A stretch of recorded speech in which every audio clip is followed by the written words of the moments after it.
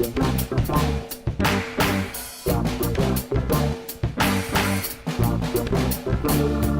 subscribe. That's what you're going to do.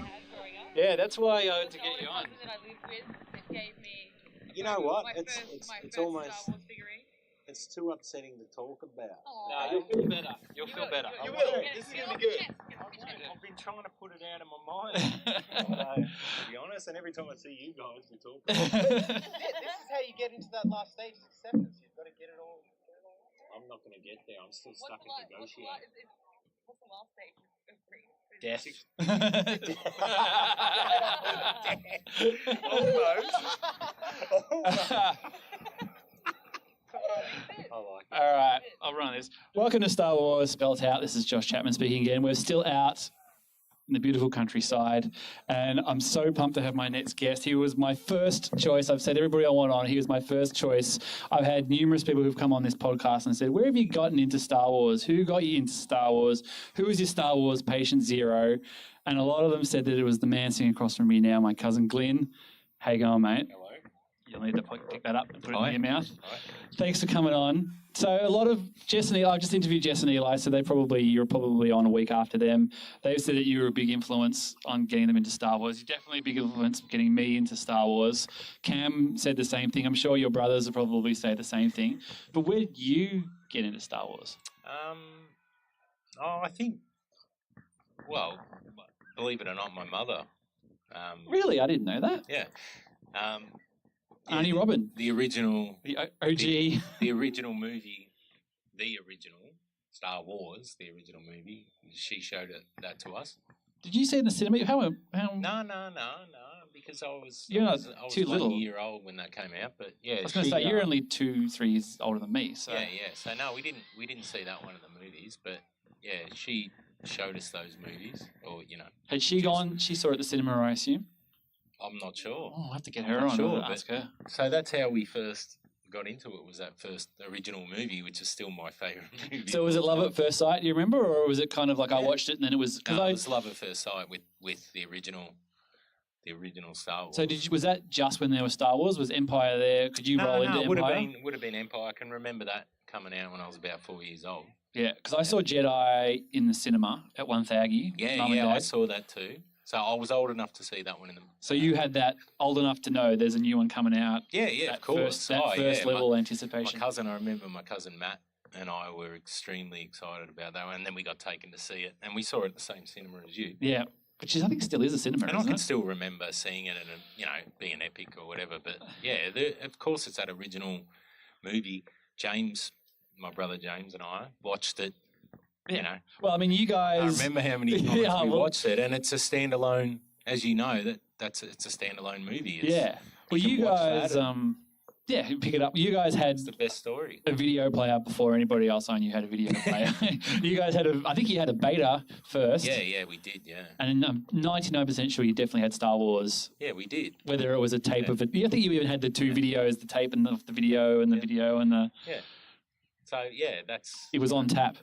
So that movie, getting back to that movie, that's I think it's the perfect formula for a movie. And Do you go back often to it? Yeah, probably once a year. Yeah, dim the lights because you've got kids of your own now. Yeah. My children really liked it. I mean, Ethan really liked it. But yeah, I don't think they share that. It's hard, isn't it? Because like Olive, my daughter's obviously too young, but she's got Star Wars stuff now, and she had she's got. I've seen some of that. Yeah, some of the stuff. But we've got she's got this book that like is the Nutcracker, and you like push the thing and it plays like the Nutcracker songs. So we've got like this thing in the car. It's like, oh, we can play music from the Nutcracker, and she's like, do do do do do. She's like, oh, let's play that. Let's play fairy songs. I'm like, I had enough of this fairy songs. So I'm like, let's put this on. Let's listen. You like classical music? Let's listen to this Star Wars music.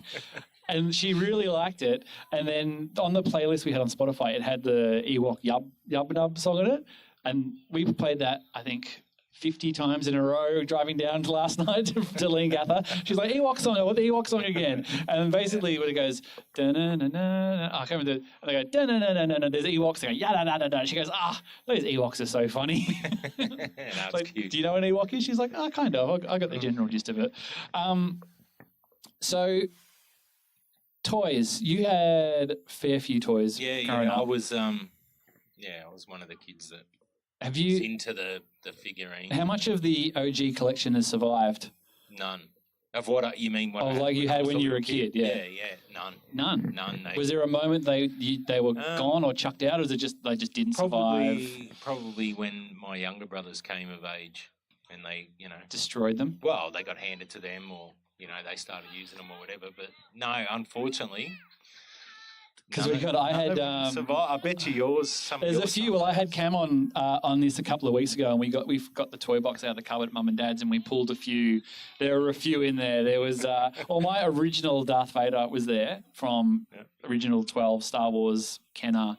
From when I was in prep, I think I had him sans cape, sans lightsaber, but I still had him. But all the rest of them were like your Rancor keepers and your mediocre. Your mediocre, yeah. I had my Han had long lost a head. I don't know what happened to him. He'd been gone. But you've sort of replenished the collection over the years. Yeah, well, I think I was inspired by the release of the prequel movies when when I first heard that they were going to go back and make a 30 years prior movie. I was pretty excited about that. And, I'd been hearing about it for years. So when they did this is pre-internet too, so it's always like... Yeah. So, you don't know where you hear it, but you hear it. Well, I read it, probably read it in a magazine or whatever that after the special edition. Yep. They were going to... Yeah. He was going to go back and make fill out the story or whatever. So I was, like yourself, I was excited about that. Yeah, I was pretty pumped. That's what we would talk about at Christmas and things, and we'd catch up at family things like we are right now. Yeah. So it inspired me in the collecting, So did you go back? Again, so you got new release prequel stuff as it when it came out. So you got when they were saying we're doing prequel toys. Yeah. Did you go back to Kenner stuff while you're doing it, or bits and pieces? So. When episode 1 in '99 when that came out, I got all those. Mm-hmm. The figurines and pods and whatever else. So I've still got them all. Kept them all. Hope waiting for the day where waiting for the day that my children might be into it or whatever. But and then as the movies went on, because as you know they were 3 years apart. So big, they release a lot of stuff in between, with 3. They're not like that now. Disney like to churn things out a bit quicker than that. Yeah, I mean, that's the thing. All the Last Jedi stuff's almost all off the shelves and all the solo stuff. Exactly. And they just go, let's just clear it out. And, all this stuff is just, so the wheel keeps turning. But, a lot of, I started finding stuff on it, started getting, into finding stuff online and whatever else. So, I've got quite a large collection of stuff. The house is on fire. The kids and the wife are safe. The dog's safe.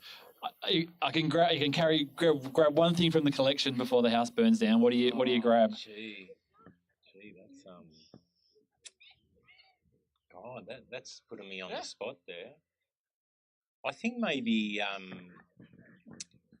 I've got a re-release X-wing toy that I really, in the box or whatever. Is that a Kenner one or is it? No, it's a re-release one, like an original trilogy collection from around the time my son was born, 2004. Oh, right, yeah. Yeah, and it's a fantastic...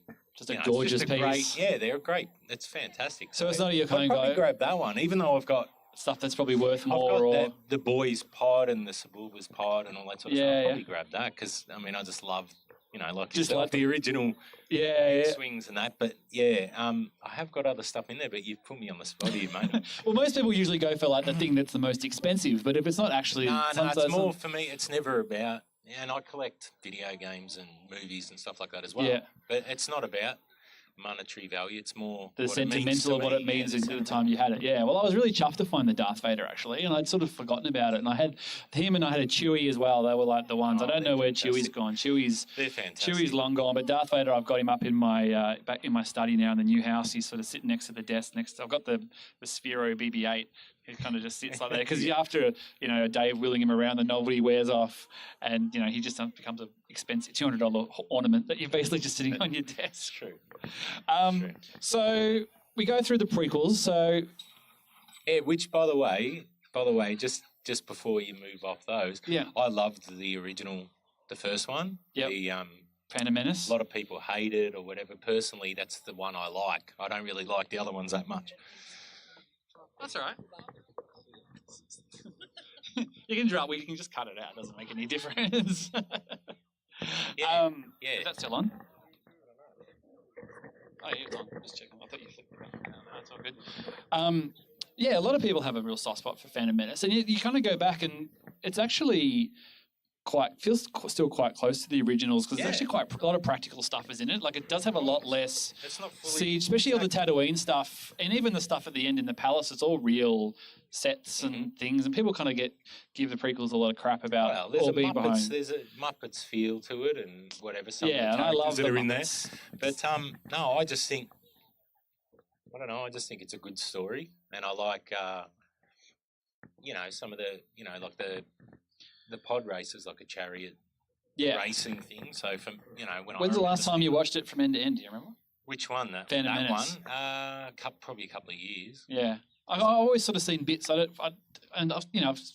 flicking channels and you go, oh, it's on telly. You end up sitting there and you end up watching an hour of it or something.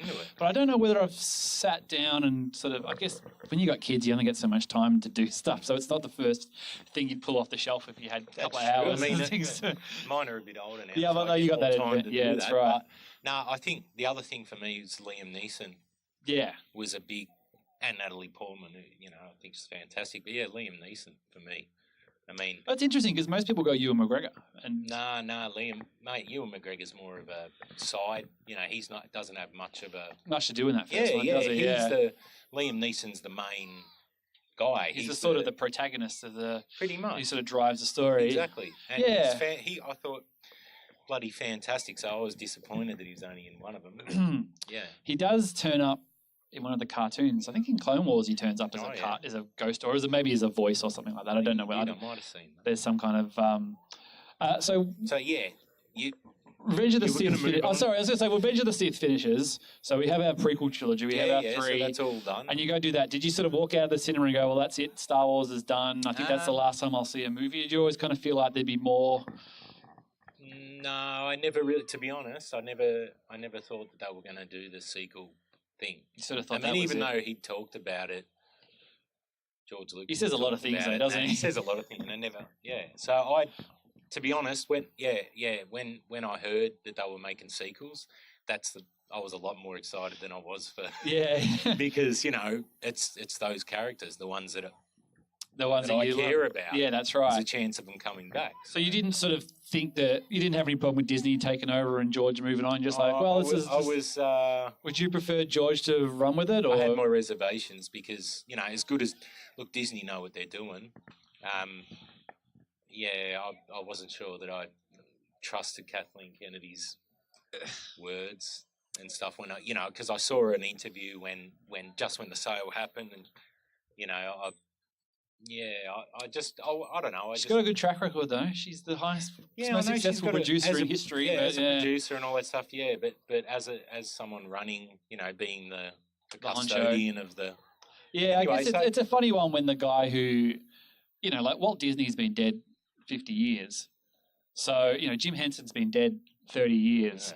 Yeah. It's a little different when the guy is still in the wings a little, you know what I mean? Like there's always, I guess so. There's always those slightly awkward, like you kind of want, like I've seen when Force Awakens came out, the premiere night and you're seeing George Lucas kind of walking up that red carpet going, God, this is like going and watch your ex-wife get married or something like that, like you sort of. I thought it was strange that he, because I wouldn't have, excuse me, I wouldn't have thought he was doing it for money. So maybe he had it was. I think he did it as a duty of care, going, look, I want to hand this on. I want it to grow and whatever. But I think he got burnt by, people also saying that they didn't enjoy the prequels and thought that they, and I think he was just like, look, if you're just going to give me shit about this, I'm just not going to. It's just not worth the hassle. Like I'm 70, I want to do some other stuff, and I like it, and I'm glad people like it, but I want to step back a little bit. But the thing is, once you make your mind up and then it actually happens, I'm sure he's kind of like, and then he has to sit there and go, well, that's not where I would have done that, and that's not where I thought that character would have ended up. And getting back to that, as soon as I heard that J.J. Abrams was going to helm the first one and start it off or whatever, then I felt a lot more relaxed about it because, I haven't seen what he'd done with Star Trek and how much I enjoyed, his take on that, just for fun, for straight out fun and whatever, and the way he, concentrates on character development and the sort of things that were missing from those prequel ones, not enough character development. I thought, if it's going to be about characters, then he's the right guy for it. And So you walked out of Force Awakens I satisfied? was very happy. Yeah, because being an old school fan. Are you a spoiler guy? Do you look up spoilers on the internet, or you go in pretty dry, don't you? When I saw Force Awakens, I'd only ever seen, because I avoided it like the plague, as you do. Yeah. But, or as some of us do. But the only thing I'd just seen that one image of Kylo Ren with his lightsaber. And that's in all the you forest. saw? That's all I'd Oh, seen. wow, Still okay. shot of that. And Wow. I remember going, damn, I wish I hadn't seen it. And then I remember going, being excited and going, holy crap, that looks like it was, the image The of same but different, but well, it just sort of looked exciting, and it made me think, what's going, who is it? What's going to, So I was excited. So yeah. Well, I mean, I kind of go. I don't go spoilers, but I'll go anything that they want to show me. Like I'll watch a trailer. I'm happy to watch trailers. I'm not going to seek out more information that they're not willing to tell me. I'll even when it gets close to release and they start doing ads and stuff, I usually stop looking at the ads because they'll start pumping more. Because they'll start pumping the best bits in the ads to try and sell, get Johnny moviegoer to go. Yeah. So I don't feel like I watched, too much going into Force Awakens. There's a real habit in trailers now. The last few Star Wars films, some other films of misdirection in trailers anyway. Like they kind of CG characters out, or they put characters in. It's funny you say that because that's exactly what they did with the most recent one. The Solo one. Nah, Last Jedi. Yeah, with the trailer. Because obviously I didn't watch the trailer, but then I watched it after the fact. And I sort of thought, you'd almost be fooled to think, that this is... Not the story that you saw. Well, not the story that's actually in it or whatever. And I guess that's what some people want. Yeah. So... No. No, well, this is the... Because, I really want to get you on because, one, you're... patient zero for my Star Wars fandom and a lot of other people's fandom. As funny as that sounds, you probably didn't realise you have that influence. So, and we always talk Star Wars every time we catch up and do stuff. But a lot of people weren't jived on The Last Jedi for one reason or another. Some people are more reasonable than others. Some people have decided it's their mission to abuse people who are involved with the film and try and drive them off the internet. I've seen all this and stuff. You're a guy who's gone, well, this didn't work for me. I'm quite happy to sit here. I have my reasons, but I don't feel the need to be getting on and chucking it. And I'm not going to burn down Star Wars forever. I'm not, and I guess the advantage is, they're not going to stop. I'll see you at the next one. Hopefully that one's...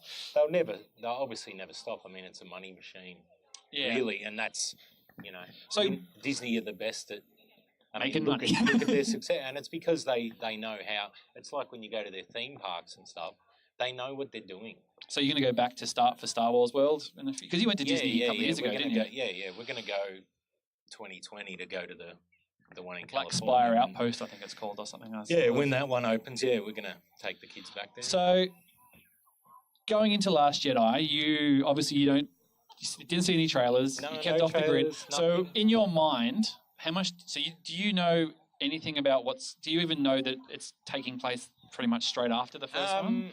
Did you have any concept of that? No, I might have. The only thing I'd seen some interviews with some of the cast members or whatever. I've come across them online or whatever, and I remember that was probably the only thing I heard, is it just continued straight on. Right. Yep. That was probably the only thing I did know about it.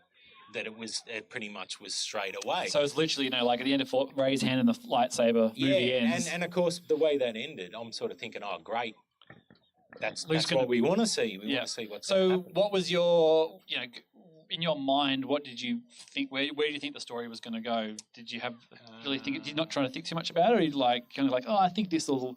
Do you think after, because Force Awakens followed the original so closely, it was going to be pretty much? Which is obviously, like I said earlier, because that's my favourite movie. Yeah. Seeing the Force Awakens, which was almost, it was like a tribute to the original. That's probably why I loved it so much, because I felt.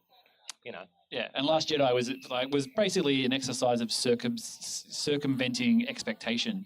Yeah. I mean, it's flipping. I thought about it who was I talking? I was talking to someone about it the other day, and because they got that new Jurassic. What's Yeah, it called? Jurassic World, Fallen something. Kingdom, or whatever. Yeah. And one of the stars of that I saw getting interviewed, and he said, "Hey, you know, the original." They spoke about the original 1993 movie or whatever, and said, you know, if it ain't broke, don't fix it, sort of thing. Yeah. And that seems to be the attitude that's been taken with that Yeah. film series, is to say, look, we got the formula right, let's just run with it. Yep. Whereas it seems like the decision was made with this series, Yep. with Star Wars, to say, you know what, we're going to try something different here. We're going to try and... All bets are off. Well, we're going to try and, you know, change the expectation, you know, change the direction, try and refresh it, I don't know. So is it the things... That doesn't seem to me that they're the things about you didn't like. It was more like, I'm happy to have my expectations challenged, or is it more just like, I didn't really like what they did with that character? It's probably as simple as I didn't like the story. I mean, for me, the story, you know, is everything. Yep. So it's got to be a good story, and that's why I love the original, you know, the farm boy. Yep. You know. As yourself, as a boy who grew up on a farm. Yeah. I mean, we all love that. Like you were a country boy dreaming of bigger things, looking over the hill. Yeah. It's the same. So I guess, you know, that formula of, you know, he gets swept up in a adventure and whatever, that's an old formula that's been used in stories forever. So yeah. But I mean, Empire Strikes Back is a bad time for most people involved. Like, I know that, like, Last Jedi, it challenges the characters and puts them in bad situations. They kind of have to look at themselves and you know, the things that they think that they want, they don't really get. You know, like Poe has to learn a lesson, and Rey has to, you know, her parentage is not doesn't define her after all. After that, she thinks that's the thing that defines her. You know, Finn's story, obviously, most people say it's pretty the weakest. It's kind of, he's kind of just luggage a little bit. They've kind of, he's been given busy work kind of to come back at the end of the thing. And then at the end, you know, the crew's in a pretty bad place, which is similar to Empire Strikes Back in the case of where they end up. You know, the execution's a lot different. Is it because, you know, Luke obviously is a very important character? Was it the fact that Luke, you know, didn't want to play ball? You know, he kind of given up. Like, he was on that island at the end of Force Awakens. So what did you sort of just go, well, he's on that island because things went bad, and as soon as somebody gets him, he'll be ready to go? Or I mean, it's not. I guess, you know, us having this chat, you know, it's not going to be like with Kevin Smith, where, you know, he puts forward, says, "Oh, I would have done this, and I would have done this." Oh no. But I think you're sort of talking about how, you know, there's a deep level to why a character's doing this. But I'd prefer to say, you know, that I think a story should be a simple formula that draws people in. Yep. You know, that you don't have to weeks later think about, oh yeah, that's why he decided to do that, and now I like it. I mean, for me, it's you want to feel the way you feel when you walk out is the feeling that you take with you. That's what I love most, about the original story, is because you don't have to overthink it. It's very straightforward. It's a very basic. I walked out of Last Jedi because I've been going to the midnight screenings at Knox. The Steel Wars podcast organisers is a friend of mine, and there's a whole bunch of us, and we go and they do like a live thing afterwards, and I've sort of made friends with that community, and a lot of us walked out of Last Jedi, and it was all like, what the hell just happened? Like, what did we see? You know, and it wasn't, like, you know, people were like, I think I enjoyed it. I enjoy, you know, and it definitely took some watches to get into the. See, I've only watched it once. See, this is the thing. Like, you're still holding the first impression, which is fine. I haven't been able to put it back in and dissect. I haven't been able to return. But you know, I've been listening, because I listen to a lot of podcasts and a lot of people talking about Star Wars, and I've been doing this. You know, this is the 14th episode, and you know, you dissect and you talk about motivations, you talk about characters. But it's really interesting because you talk your way into going, I understand why I've ended up here, and I can see the genesis of why the character's doing this and da-da-da. But the thing is, like, you're ultimately, you know, you're just like, I want to feel the way I feel, and if I feel this, you know, these movies make me feel a certain way, and if I walk out of a movie and I don't feel like that. Exactly. You know. Exactly. Yeah, you said it. Because so when I walked out of the 7, The Force Awakens, I was, you know, had a smile on my face, and I was, you know, sort of like I was with Episode 1, where I walked out and went, I had a good time. There's potential here. I'm excited to see what's going to come. And I was the same with Force Awakens. And then I think, when I saw the number 2, the Attack of the Clones, I remember being a bit, But it probably wasn't what I expected or whatever. But with this one, yeah, I really felt, I don't know, I felt betrayed, I guess. But that's fine. Like, it's fine to feel betrayed and feel let down. And the point I'm trying to make is that there's so many people that I engage with, not engage in social media. You see stories about people who can't control their disappointment or feel that they need to lash out in some kind of way. And, and they predominantly... I'm not like I know, no, but they're predominantly, guys who are from our generation, original fans who've had it kind of had it their way all the time, kind of consider themselves the custodians, I suppose, in one way. Yeah, and it's I guess we've got a bit of a selfish attitude to it. Those of us who are like that. There is a lot of that. And, it's obviously, it's been opened up to a much bigger audience now. There's more, multiculturalism and women involved and all that kind of stuff like that. But I don't think that, your motivations come from any problem with that. I think that's what I mean. Like, your motivations are purely as a fan. I just want mate. It's not like I said. It's as simple as the story. I just didn't like the story, which is cool.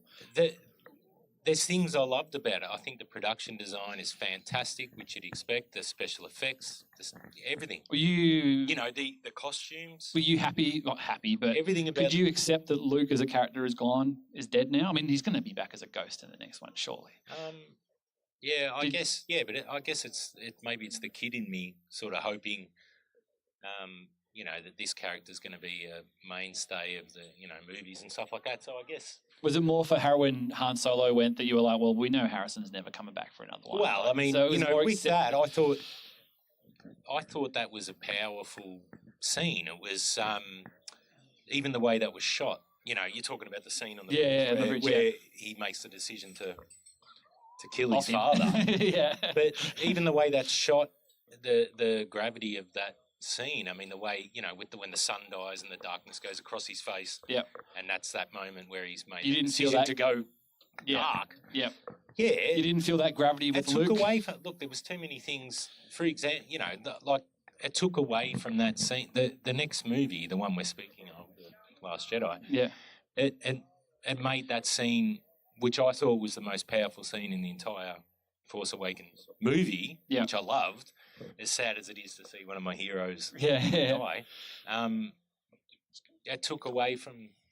Is it just because they pick up the next day and they're like, we're get out of here? Don't worry about I'm just saying he was still conflicted in the next movie, which I didn't like. I thought that the whole reason why he basically committed. JJ made that scene was to. This is his decision. This is him. Slowly crossing that line. Yeah, crossing that line, and he's sort of conflicted earlier on. I think in the second half of the film. He, when he kills Snoke and basically Rey's just like, come on, we can get out of here. He's like, I run this now. This is mine. Like, I've reached the top. I don't need you anymore. Like, it kind of, it feels like he crosses that line. Like, I guess it's, you've only sort of seen it the one time. Like, I've dissected so much. Yeah. Don't worry, buddy. I can remember it clearly. So he was conflicted. He was still. But I mean, Vader was conflicted as well. Yeah, but once he kind of knew what was going on. I guess he was conflicted at that stage, but he'd had 20 years of kicking butt and taking names. Or whatever. So have you seen Solo yet? No. That's interesting. No. That's interesting because I had Jess and Eli on here before, and Eli had seen it, and Jess is like, I haven't seen it. I want to see it. I just haven't got around to it. I just saw Star Wars. You know what I mean? Like my hype built. I need time for my hype to build. Are you feeling that? You're kind of I'll just get to it. It's deliberate. It's me deliberately avoiding it. I think you'll really enjoy it. I've seen it twice. I think you'll really enjoy it. Yeah, I hope I do. But once again, it's that after what happened with that one, the Last Jedi. But the important thing is, I guess you can go, hey, look, there's another one. If I didn't like it, there's another one. But what I would say is, because obviously it's characters from my favourite movie. That is almost closer to home again. I'm a bit, I'm a little bit worried that it may affect the way it might tip you even further. Or the way next time I watch it, I'll have something else in my mind, or that's what I'm worried about. There's a definite suspension of disbelief you have to take in. Because it's not Harrison Ford. If you approach it differently, I'll probably be okay. If you kind of go and go like, I just want to have good times, you'll walk out going, I had good times. I had good fun with that. And it's not a risky film Solo. It does what it does really well. Well, it's Ron Howard, as if it would be. Well, yeah, he's a very safe pair of hands. But I mean, he's only directing what Larry Kasdan wrote. Obviously wrote Empire and stuff. So But he also, he also wrote Force Awakens. Yeah, he co-wrote Force Awakens. Yeah, which I thought was great. So yeah, I guess, yeah. I'm sure it's a good. Well, look, I look forward to getting your report on there. I will get around to it, but that was my apprehension. So do you reckon you'll pop in Last Jedi at some stage? Do you think you'll just skip it and wait for the next one? Or like leading up to 9, you might go, oh, look, I'll just revisit to refresh myself. No, once I get to the acceptance part of my stage. grief, I'm sure I'll watch it again. There's nothing wrong with having grief. It's all about how you conduct yourself. And you're not a social media guy, you're not so you kind of got your way of dealing with it and you've expressed yourself, and it's not like you're an idiot or I'm an idiot, or it's just like, oh, this one didn't jive for me. So, I would be it would be a sad day for me the day that you were like, I'm washing my hands of this, I'm done anymore, I'm not going to engage. Because I think even if you got to a point where you're like, maybe you got 3 or 4 and you're like, none of these are doing it for me, but I still love what I love. Look, I've still got these. They'll always be there. The hope I've got is, obviously, not obviously. I don't know why they've made the decision to bring J.J. Abrams back. It may be because, it's probably a money thing. I mean, the original guy, a lot more money the guy, they had the guy who did Jurassic World was supposed to direct it. Yeah, which I was really worried about. And they got rid of him, and I think they were like, we need a safe pair of hands. Yeah, we need and I think they probably knew that Last Jedi was going to be a divisive film, because it is, it's literally a film about burning down the past. Yeah, it was and it was a deliberate attempt to try something new. And they would have known that people like me and some of the other. They probably thought that the original wouldn't have. Yeah, but I think they probably would have expected that most people. They probably would have thought more people who didn't like it would be like you and be like, "Well, that didn't really work for me," rather than some people who felt like that was their mission to ruin the creators' lives and stuff like that. But I don't think. Look, in order to reinvigorate a franchise and all those sort of things, I don't think you need to say, "Let's deliberately do the opposite of what people expect." Yep. Because I think the attitude, similar to Jurassic Park that we spoke about, is that's what people go to see. That's what you want to see. There's no need to change. I can't see if it was the reason why they made the decision. For whoever it was, the bosses there to read his script and go, okay, this is what he's going to do. Yep, great. That's fantastic, because they're not going to expect that. I don't think you would have seen the series die off or no. I mean, if it had been, if it had been a retread of Empire Strikes Back, or similar in the way that Force Awakens was, similar beats, and it would have got criticism from a different thing going. Oh, they're just basically rehashing, and you would have lost some people for some other reasons. And you know what? That's fine. Because why do we go to a Star Wars movie? That's why we go, because we know this is what we're going to get. We love the source material. Rogue One was extensively reshot. I don't know how much you know about Rogue One. A lot of it was sort of redone towards the end. They redid the ending, and it was apparently a lot more gritty and violent than it was originally. And Solo was obviously 70% reshot. The other guys, you don't spend enough time on the internet, mate. So they had these other directors who directed it, and they were fired, and Ron Howard came in and redid the film. I did hear about the director, but I didn't know he shot.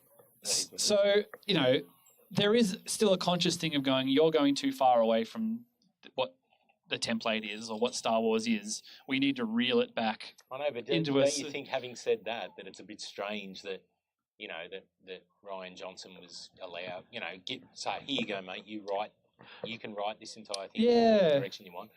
And it did go away from... But I guess it still hit tropes at a certain point of the dialogue and the music and I think the Rogue One and Solo was more about tone. I think Rogue One was too violent or too war or too gritty, and I think maybe. Solo, they were kind of there were rumors that it would become this sort of improvised comedy, and they were saying they were trying to make Han Solo like Ace Ventura or something, and it would have been a freaking disaster. Who knows? We never know. We'll never, it's locked in the Lucasfilm vault somewhere. But we'll never know. Hopefully, I'll see you at another one of these, and I'll get you back on. You would have seen Solo by then. Yeah, He yeah. can give you the rundown, and when you get to see maybe Last I would've- Jedi, Yeah, I was gonna. Maybe I would have watched The Last Jedi. I've got the Okay. Blu-ray somewhere. I'll lend it to you. You don't even have to pay Well, for I it. haven't been able to bring myself to buy it, and I'm a collector, as you. It's just know, like you got this little with empty gap on your. empty gap there, but yeah. Look, one thing I wanted to be clear though is that I thought that Mark Hamill's performance was, He was magnificent, fantastic, wasn't and that I could listen to that guy talk all day. I mean, as you know, with his voice acting and that, I just think he's got one of the best voices Mm. and presence. Yeah. even on screen. He's liked one of my tweets before. It was magnificent, his performance. So Yeah. It was a really fitting, whether you like what the character, how the character ended up or not. It was a great role for him. he was have. fantastic, and I loved the costumes and the way all that was done. You know what I mean? I thought that was fantastic. So my only gripe, like I said, is as simple as, without overthinking, as the story. Yep. Which is perfectly fine. Story, Well, thanks for coming on, mate. Yeah, I'm so pleasure. chuffed that you did it. I know I stick these microphones in front of people and I get these funny looks and stuff, but every time I get to the end, I go, oh yeah, really good fun. It's good fun. Yeah.